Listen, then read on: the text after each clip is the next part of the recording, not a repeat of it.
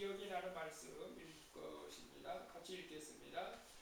여호와의 종 모세가 죽은 후에 여호와께서 모세의 수종자 눈의 아들 여호수아에게 말씀하여 이르시되 내 종 모세가 죽었으니 이제 너는 이 모든 백성과 더불어 일어나 이 요단을 건너 내가 그들 곧 이스라엘 자손에게 주는 그 땅으로 가라. 내가 모세에게 말한 바와 같이 너의 발바닥으로 밟는 곳은 모두 내가 너에게 주었노니 곧 광야와 레바논에서부터 금강 곧 유브라데 강까지 해쪽석의 온 땅과 또 해지는 쪽 대해까지 너의 영토가 되리라. 네 평생에 너를 흙에 대적할 자가 없으리니 내가 모세와 함께 있었던 것 같이 너와 함께 있을 것이니라. 내가 너를 떠나지 아니하며 버리지 아니하리니 강하고 담대하라. 너는 내가 그들의 조상에게 맹세하여 그들에게 주리라 한 땅을 이 백성에게 차지하게 하리라. 오직 강하고 극히 담대하여 나의 종 모세가 네게 명령한 그 율법을 다 지켜 행하고 우로나 좌로나 치지 말라. 그리하면 어디로 가든지 형통하리니 이 율법책을 내 입에서 떠나지 말게 하여 주야로 그것을 묵상하며 그 안에 기록된 대로 다 지켜 행하라. 그리하면 네 길이 평탄하게 될 것이며 네가 형통하리라.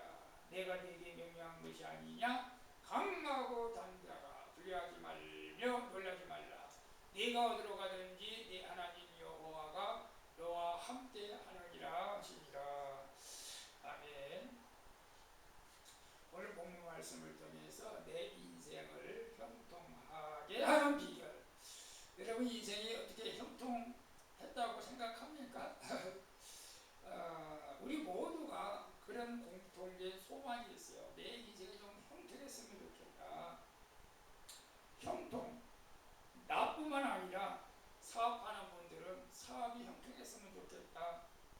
자녀를 키우는 부모들은 자녀들이 좀 형통해서 빵빵빵 잘 나갔으면 좋겠다. 건강이 좋지 않는 분들도 내가 좀 건강의 형통을 받았으면 좋겠다. 우리 만사 형통, 만사 형통했으면 좋겠다. 모든 사람이 사실 바라는 소망이죠. 사실 만사 하늘이 좀 잘 됐으면 좋겠다. 그렇지 않겠습니까? 근데 여러분 우리가 이 형통이라는 것을 잘 생각해 봐야 돼요.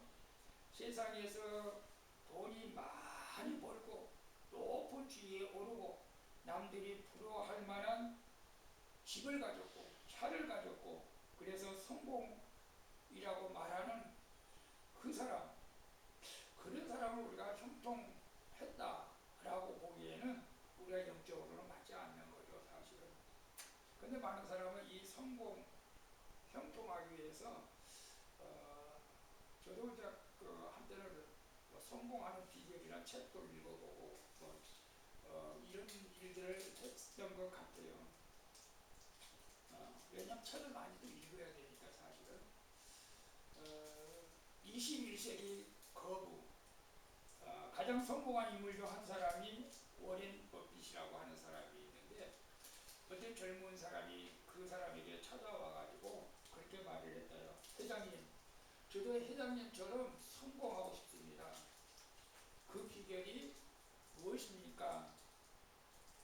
라고 가르쳐 주십시오 라고 했을 때 워렌 버핏은 그렇게 말했대요. 자기 서재를 가르치면서 자네가 성공하고 싶은가? 그렇다면 매일 책을 500페이지 이상을 읽잖아. 이렇게 말을 했다고 해요.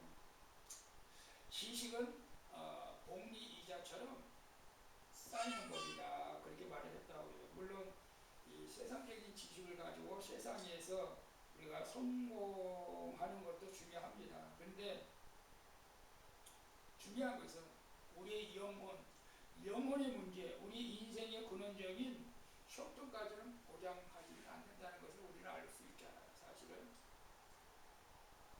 세상에서 지혜가 주는 성공의 법칙도 우리가 훌륭하죠. 그것도 우리가 때로는 배워야 됩니다. 그보다도 우리는 오래도록 확실한 영원히 변하지 않는 형통, 이 형통을 우리가 누려야 될 줄로 믿습니다. 그 형통의 비결이 오늘 여호수아서 1장에 다 나와 있어요. 사실은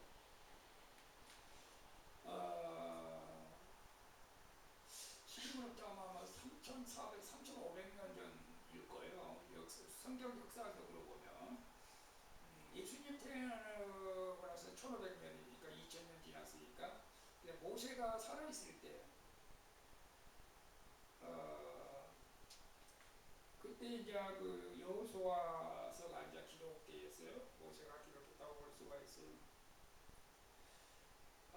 여기에서 말씀을 보면서 진짜 우리가 어떻게 하면 형통해야 되는 것에 대해서 하나님께서 우리에게 분명하게 말씀하고 있는 것을 봅니다. 사실 오늘 이제 배경을 보면은 여호수아에게는 절체절명의 위기 상태가 온 거예요, 사실은. 왜냐하면 여러분도 잘 알다시피 가장 그 훌륭한 모세가 죽었어요.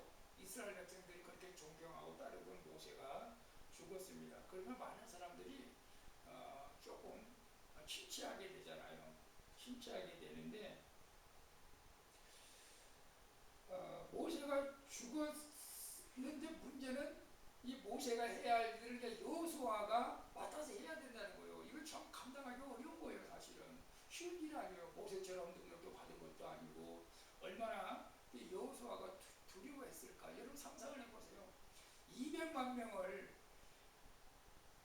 이끌고 저 가나안 땅으로 가야 되는데 여호수아 생각하기에는 모세는 능력이 많았고 하나님과 대면해서 말씀을 했고 그래서 모세의 말은 이스라엘 백성들이 정말 하나님 말씀처럼 잘 따랐지만 물론 중간중간에 또 모세에게 불평을 해가지고 하나님의 징계를 받는 사건도 있었어요.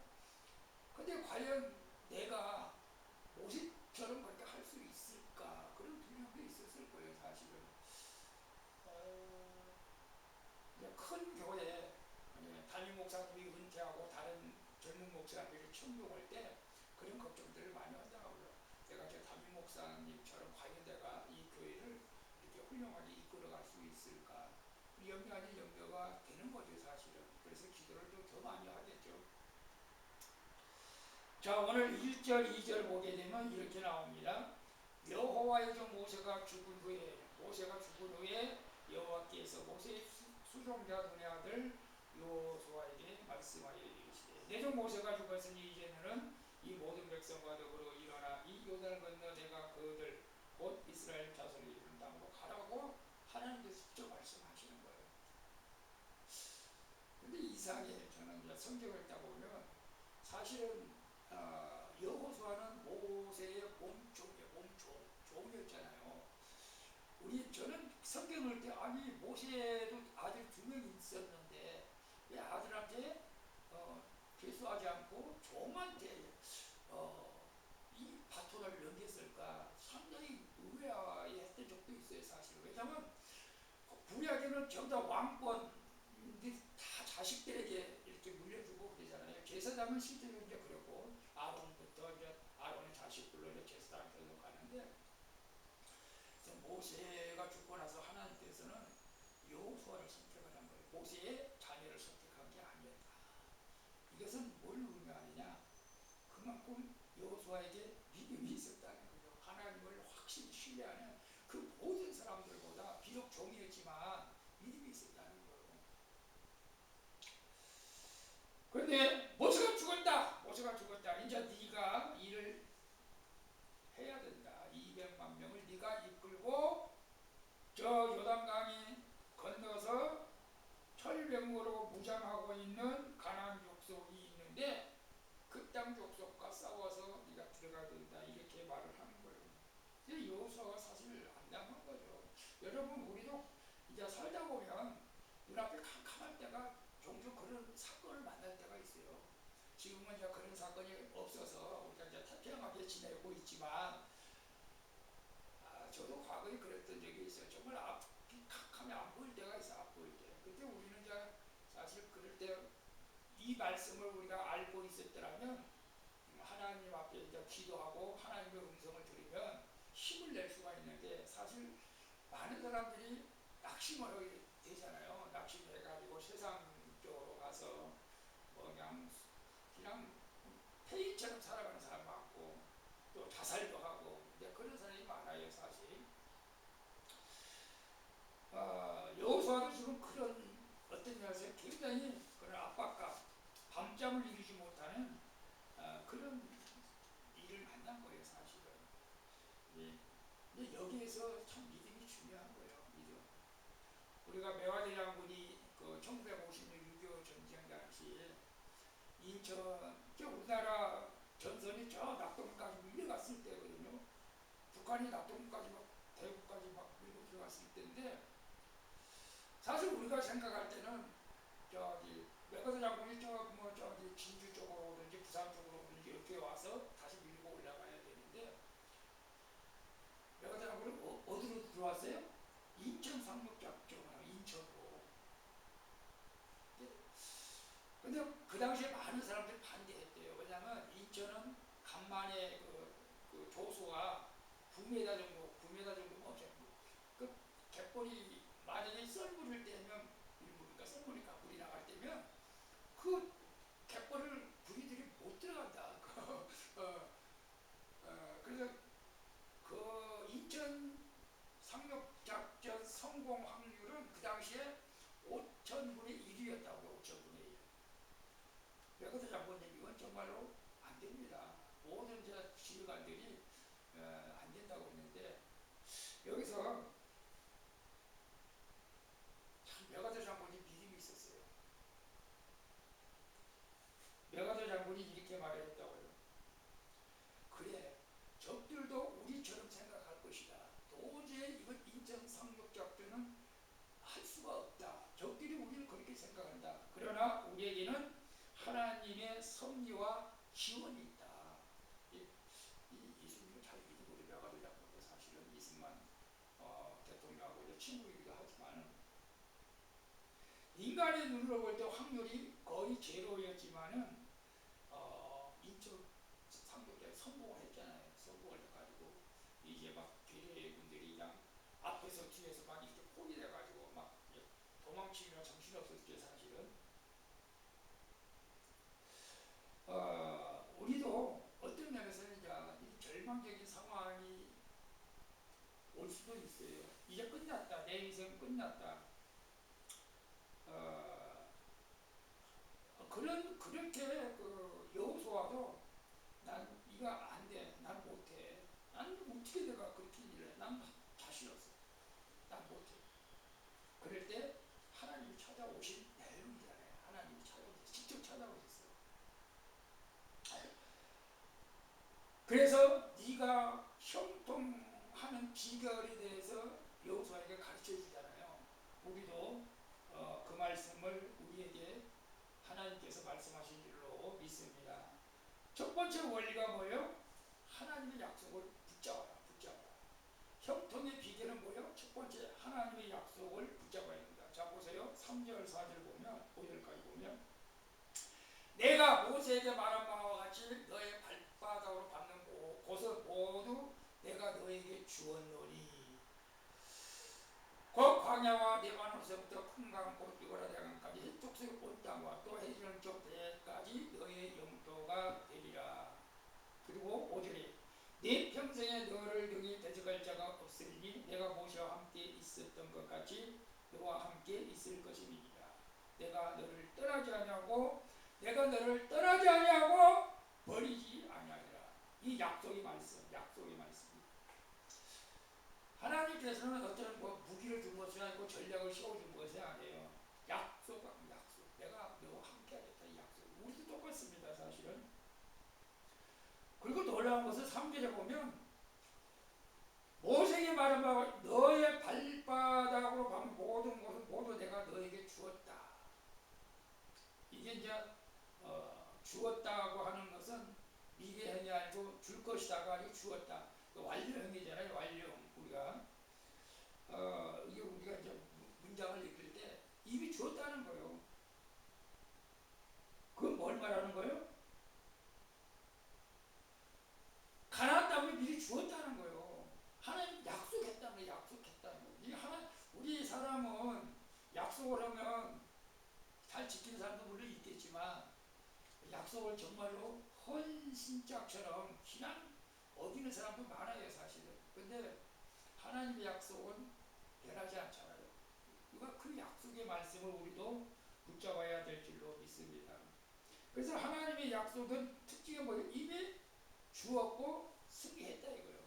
너와 함께한다 이거예요. 그래서 우리가 이 형통의 비결을 원한다면 첫 번째로 뭐예요? 이 변하지 않는 하나님의 약속을 붙잡아야 된다.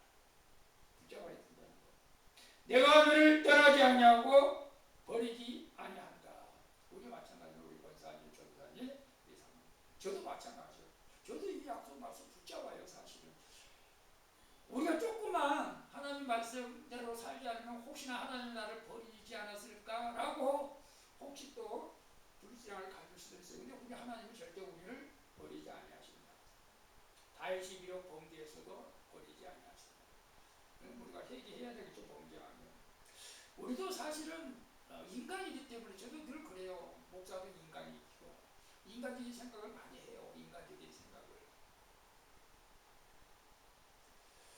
리빙스턴은 선교사님으로 훌륭한 분이잖아요. 리빙스턴이 이제 선교지를 아프리카 밀림지대로 가요. 밀림지대. 그 당시에는 밀림지대에 식인종들이 많았어요. 식인종. 그리고 맹수는 뭐 호랑이 사자도 막 나타나잖아요. 갑자기 이 리빙스턴 선교사님이 그 밀림지대 가니까 그 생각을 하니까 막 두려움이 막 확 밀려오는 거예요. 이게 사탄이 주겠지. 이곳에는 식인종이 있어 언제 잡혀먹을지 모르고 호랑이 사자가 나타나.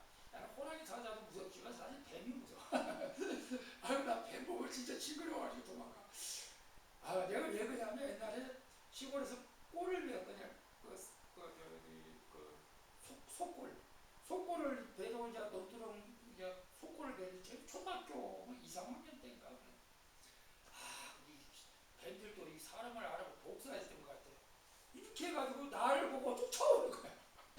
야, 내가 좀 컸으면 나술 갖다 탁 대가리 잘라버렸을 텐데 그때는 그런 생각을 못하고 막 엄마야 하고 도망가는 거야. 이게 뱀이 좀 무서운 것 같아요. 그럼 막 두려움이 오는 거야. 리빙스턴 선교사님이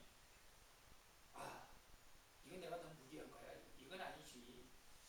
이건 아니지. 라고 이제 짐을 싸가지고 내려갈까 하는데 하나님의 음성 비슷하게 하나님의 말씀을 암송하는 것이 거기 좋은 게 뭐냐면 내가 힘들고 어려울 때 그 말씀이 막 떠오르는 거예요. 암송하게 되면. 그래서 마태복음 28장 20절에 말씀이 탁 떠오르는 거예요. 볼지어다 내가 세상 끝날까지 너와 항상 함께 있으리라. 그 말씀이 딱 떠오르니까 용기가 나는 거예요. 용기가. 그래서 일기장에다가 그날 일기장에다 이렇게 썼어요. 하나님, 저는 오늘 밤 당신의 이 약속을 믿습니다. 이것은 신사의 약속보다 더 확실한 왕의 약속입니다. 이 약속을 붙잡으니까 두려움이 사라졌다는 거죠. 사실은 두렵죠. 우리가 두려울 때 있어요. 아파서 두려울 때도 있어요. 몸이 너무. 그래서 우리가 하나님의 약속의 말씀을 붙잡는 것이 중요하다. 내가 세상 끝날까지 너와 함께. 여러분 그 말씀 붙잡죠? 붙잡아야 됩니다. 그래서 형통은 이 환경이 바뀌는 것이 아니다. 환경이 바뀌는 게 형통이 아니고 나를 붙들고 계시는 그 누군가를 깨닫는 게 바로 형통인 줄로 믿습니다. 내가 영원히 너와 함께 하신 하나님. 그 사실 하나만 알고 있어도 이미 나는 형통한 삶을 살고 있는 줄로 믿습니다. 아멘. 두 번째 원리가 뭐냐? 이건 좀 우리가 좀 부담스럽기도 해요. 제가 우리 지난주 설교에 너희가 내 말을 지키면 내 제자가 되리라. 하나님의 말씀대로 살라고 말씀하시는 거예요. 하나님의 약속의 말씀을 붙잡았다. 그 약속을 믿습니다. 하면 그 약속의 말씀대로 우리가 또 살아가야 되지 않아요. 사실은. 그게 중요한 것 같아요. 그러면 7절 8절에 우리가 보게 되면 오직 강하고 극히 담대하여 나의 종 모세가 네게 명령한 그 율법을 다 지켜 행하고 우러나 좌로나 치우치지 말라. 그리하면 어디로 가든지 형통하리니 이 율법책을 네 입에서 떠나지 말게 하며 주야로 그것을 묵상하며 그 안에 기록된 대로 다 지켜 행하라. 그리하면 네 길이 평탄하게 될 것이며 네가 형통하리라. 사실 저도 이제 그 매일 말씀을 이제 묵상을 하고 있지만 회개할 것이 많아. 어떨 때는 이렇게 묵상 왜 하지? 나도 아는 나도 편할 텐데 그럴 때도 있지만 그래도 말씀을 또 매일 또 씹어서 먹는다. 묵상하면서 또 나의 허물을 또 보는 거예요. 사실은 나의 허물을 보는 거예요. 말씀 묵상하면서 내가 하나님 말씀을 좀 지키고 있는지, 왜 또 내가 말씀대로 살려고 하는데 왜 이러지? 라고 저 자신도 깨달으면서 자꾸 말씀대로 살려고 노력을 하는 거죠. 자, 우리가 하나님의 약속의 말씀을 붙잡고 지켜야 되는데 그게 뭐냐면 내 입에서 이 말씀이 떠나지 말게 하라. 네 입에서. 제 말씀을 항상 가까이 하라. 우리 성경 제가 매주 읽으라고 강조하는데 우리 권사님만 읽으신 것 같아요. 저 우리 사모님도 읽으시는 믿습니다. 바빠서 우리도 도전해야 됩니다. 말씀을 읽어야 돼요. 사실은 아마 저는 그런 생각이 들어요. 아니 왜 자꾸 막 바쁜 세상에 왜 우리 목사님은 맨날 말씀을 읽으라고 해. 그 내가 읽으라고 한 거 아니에요. 하나님이 그렇게 말씀하신 거잖아요. 하나님이. 그래서 하나님이 말씀하신 것을 저는 여러분에게 전달하는 거예요. 전달. 하나님의 말씀을 늘 가까이 하고 소리내서 읽으라는 거예요. 묵상하라는 거예요. 주야로 그것을 묵상하라. 사실은 이제 그 구약 성경에 이제 하나님의 말씀을 주야로 묵상 10편 1장 복 있는 사람은 하나님 말씀 주야로 묵상하는 자로다 이렇게 말씀하시다. 계속 말씀을 읊조린다. 읽는 거예요. 읽는 거. 사실 막 그래서 자녀들에게 막 미간에서 새기고 문설주에서 새기고 막 사방에다 말씀을 줘놓고 막 읽으라고 그러잖아요. 근데 이스라엘 백성들은 실제로 그런 일이 있었다고 해요. 부모가 자녀에게 말씀을 읽으라고 하는데 말씀은 안 읽고 그럼 자녀를 죽여도 법적으로 살인죄가 아닌 거예요. 이게. 무서운 거죠 사실은. 근데 이제 그런 사람은 없겠지만 과거에 한번 뭐 그런 일이 있었다고 하는데 지금은 그렇지 않아요. 그만큼 그러니까 하나님 말씀을 가까이 하라는 것입니다. 그런데 저도 참 어려운 게 뭐냐면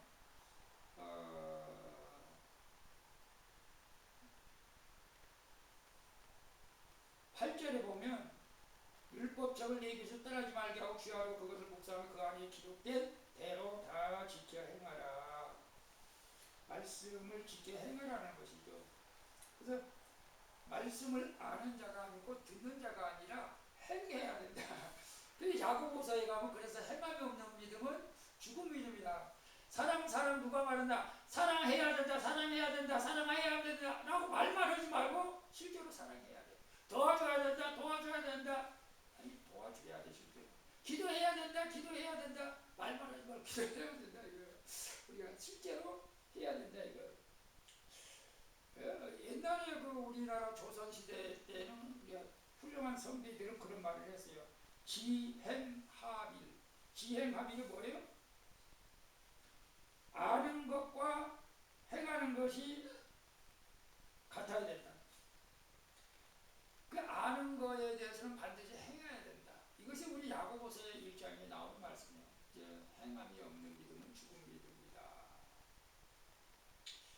어떤 사람은 믿음만 있으면 되지. 근데 그 믿음이요 행함을 따라가게 돼 있더라고. 제가 보니까 나 믿어 그냥. 근데 아무것도 행하는 것이 없어. 그 가짜다 이거예요.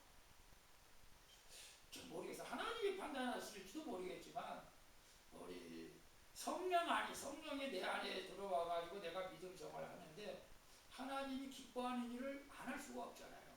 하나님이 기뻐하는 일을 안 할 수가 없어요. 성령이 내 안에 계시면. 그게 하나님이 기뻐하는 일을 하는 거예요. 예배드리고 기도하고 전도하고 또 봉사하고 할 수밖에 없어요. 근데 나는 믿음이 있노라고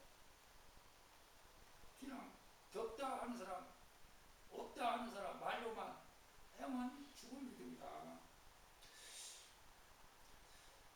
그래서 우리가 말씀대로 지키라 100% 온전히 지킬 수 없을지는 모르겠지만 그래도 지키려고 노력해야 될 줄로 믿습니다.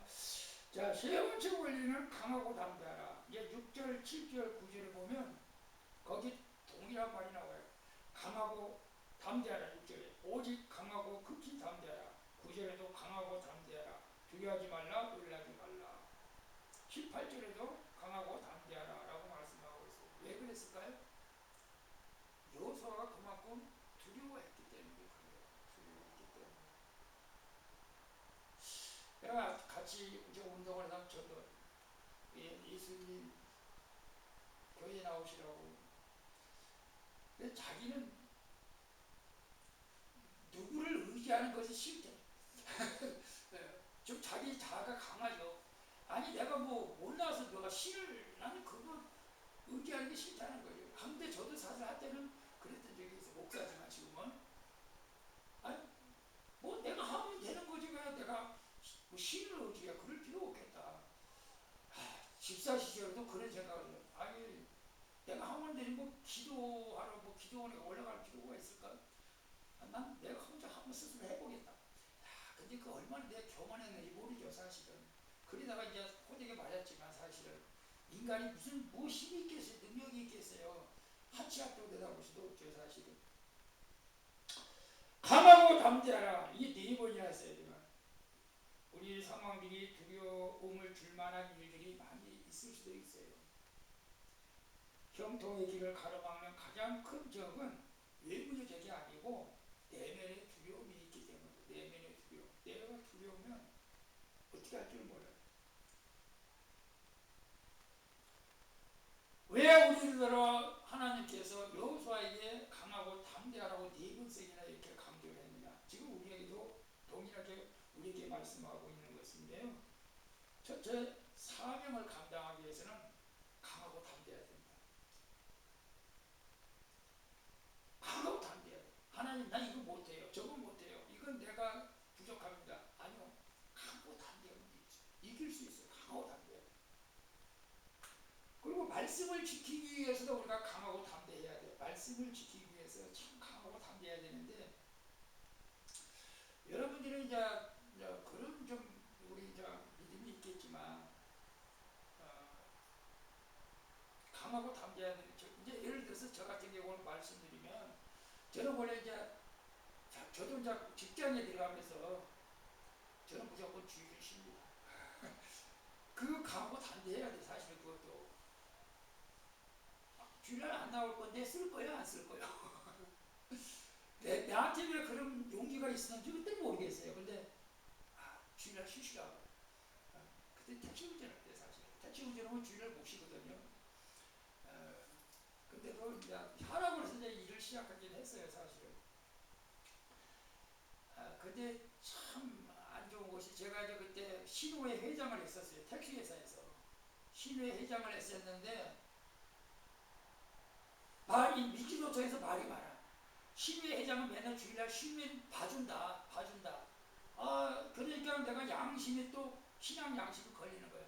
미키노총에서 막 이제 안 좋게 보는 거지. 너는 뭔데 왜 일요일만 쉬냐. 그래서 일요일 날은 차를 몰고 교회로 가고 있어. 교회에다 주차장에다가 씌워놓고 종일 교회에서 그냥 예배 드리고 일 본 거죠. 그 산악금은 뿌려받고 집에 돈 하나도 안 갖다 주고. 왜 그런지 모르겠어. 그때는 나도 모르겠어. 근데 집사 시절에 제가 이제 그렇게 하니까 하나님께서 저는 대학원에 다시 들어갈 거라고 상상을 못 했거든요. 그냥 회개만 하고 있었지. 내가 뭐 다시 대학원에 들어가서 목사가 돼야겠다 그런 생각을 못 했는데 하나님께서 생각지도 않은 사람을 보내서 등록금을 보내준 거예요. 대학원 가라고. 그래서 대학원에 가서 졸업까지 한 거죠. 내가 벌어서 등록금 낸 적은 한 번도 없어요 사실. 하나님의 일을 그렇게 하니까 강하고 담대하게 하니까 하나님께서도 그런 길을 이렇게 제가 종이 되게 만들어 준 거라고 저는 생각을 해요. 그래서 직장에서도 담대해야 돼. 직장에서 뭐 잘리라고 물론 우리 지혜롭게 해야겠지도. 그다음 제가 하는 대로 뭐 지뢰라고 무조건 너는 그만두겠습니다 그러지 말고 지혜롭게 해야 되겠지만, 그리고 하나님의 인재를 신뢰하는 담대함이 있으나 하나님이 함께 하신다는 그 확신을 우리가 가져야 된다는 거예요. 여러분, 우리가 그 두 팔이 없고 두 다리가 없는 사람 있죠? 누구죠? 닉 브이치치. 네, 닉 브이치치. 얼마나 비참했겠어요. 사실 그 살면서 자살을 몇 번 했다고 그래요. 자살 시도했다고 그래요. 근데 정말 하나님을 만났어요. 언제? 말씀을 통해서 만났어요. 그 요한복음 9장에 보면 그 맹인이 나오잖아요. 예수님 맹인이 나오는데 태어날 텐데 맹인이요. 그러니까 제자들이 물어본 거예요. 예수님, 이 사람은 태어날 때도 맹인인데 이게 부모의 죄 때문입니까? 누구의 죄 때문입니까? 묻잖아요.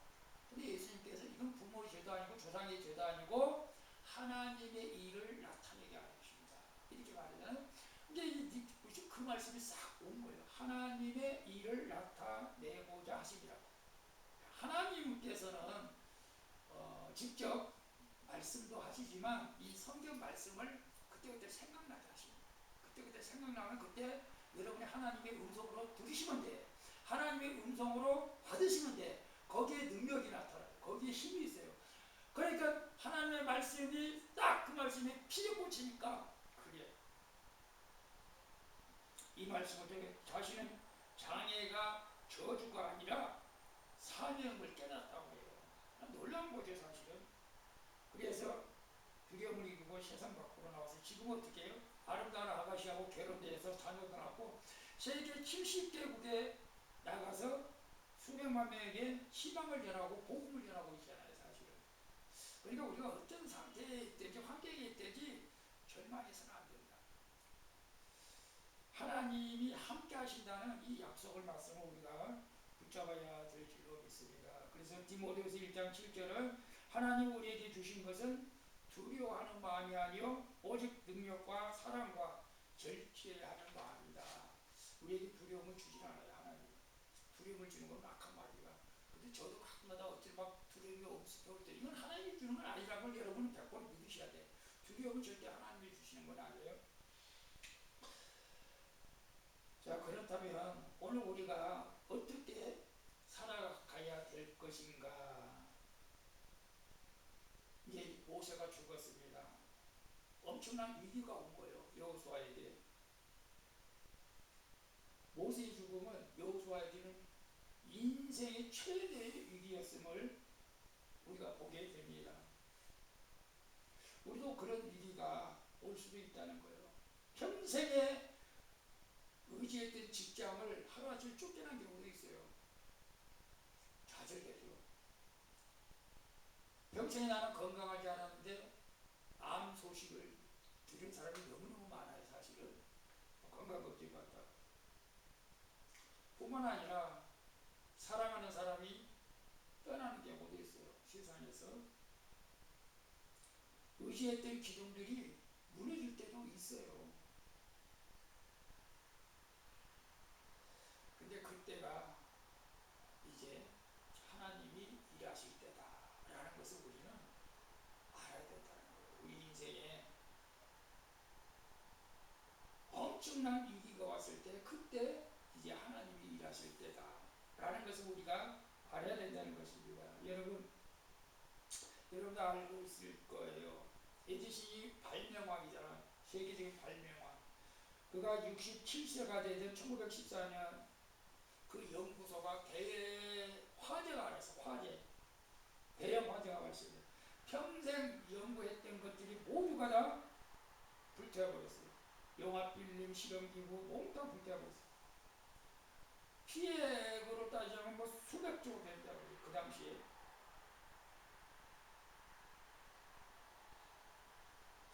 근데 참 믿음의 사람들은 이 절망할 수밖에 없는 그런 상황에서 에디슨이 그렇게 말을 했다고 합니다. 이 재난에는 큰 가치가 있다. 우리의 모든 실수들이 다 불타 없어졌기 때문이다. 이런 좀 긍정적인 믿음을 가져야 될 것 같아요. 감사합니다 하나님. 그랬다는 거예요. 다 용서 이제 다시 새롭게 일하겠습니다. 그런 절망 대신에 새롭게 일을 하기 시작해가지고 3주 뒤에, 한 달도 안 돼서 추궁기, 즉 노궁기, 그 당시에 엄청난 발명이 있어 사실 추궁기를 발명했습니다. 하나님의 사람들에게는 위기가 끝이 아니다. 절대로 새로운 형통의 길을 이어가려고 하는 하나님의 계획이 있다. 그러니까 우리가 인생 살아갔을 때 어떤 문제를 만났을 때 오늘 꼭 이 말씀을 여러분 기억할 수 있기를 바랍니다. 그래서 오늘부터라도 우리가 또 이제 수요일날 우리 예배 녹화해가지고 여기 성도들이 듣는지 안 듣는지는 모르겠지만 꼭 말씀을 묵상하고 지금 만약에 직면한 두려움이 이름을 부르고 선포하시오. 나를 두렵게 하는 것이 무엇입니까? 경제적 파탄입니까? 물질입니까? 질병입니까? 자녀들입니까? 관계의 실패입니까? 돈이 없으면 두렵습니까? 그러나 우리가 하나님은 나를 떠나지 않겠다고 하나님은 그래도 나를 떠나지 않으신다 라고 선포하시면서 나갈 때 두려움이 다 떠나고 여러분 그 모든 위기가 기회로 바뀌어지는 놀라운 역사가 있게 될 줄로 믿습니다. 저도 마찬가지예요. 그래서 형통의 길이 뭐라고 했어요? 다시 말씀드려 하나님의 약속을 굳게 붙잡아요. 하나님의 약속을 붙잡는 게 형통입니다. 승리는 이미 우리에게 주어졌다. 두 번째로는 말씀을 묵상하고 지켜 행하고 좌로나 우로나 치우치지 않냐는 그 믿음이 참 중요한 것 같아요. 뭐 이리 갔다 저리 갔다 믿음 생활 했다가 쉬었다가 그러는 것이 아니고 끝까지 우리는 일편단심 밀들레처럼 해바라기처럼 주바라기가 되어야 할 줄로 믿습니다. 말씀이 우리 나침반이 되어야 된다. 그리고 강하고 담대하고 하나님이 나와 함께 하신 이 약속의 말씀을 꼭 여러분 기억하시면 우리도 하나님의 약속을 붙잡는 자는 100% 형통한 삶이 될 줄로 믿습니다. 그래서 여호수아처럼 우리 형통한 삶을 살아. 근데 여호수아가 형통했잖아요. 끝까지. 그래서 9절 한번 같이 읽겠습니다. 내가 네게 명령한 것이 아니냐? 강하고 담대하라. 두려워하지 말며 놀라지 말라. 네가 어디로 가든지 네 하나님 여호와가 너와 함께 하느니라 하시니라. 아멘. 기도하겠습니다. 좋으신 아버지 하나님, 위기 앞에서도 낙심하지 않고 주님을 바라봤을 때 주님이 나타나셔서 강하고 담대하라. 내가 세상 끝날까지 너와 함께 하리라. 그래서 용기를 내어 이스라엘 백성들 200만 명을 축복의 가나안 땅으로 인도한 여호수아처럼 우리 모두도 내가 원하지 않는 위기를 만났을 때에 오늘 말씀을 기억하면서 아버지 하나님의 약속의 말씀을 붙잡고 더욱더 말씀을 묵상하고 읽으며 강하고 담대하게 나갈 수 있는 믿음의 용사들이 다 되어져서 형통한 인생이 되어지게 하여 주시옵소서. 거룩하신 예수님의 이름으로 기도하옵나이다. 아멘. 이 찬양 드리도록 하겠습니다.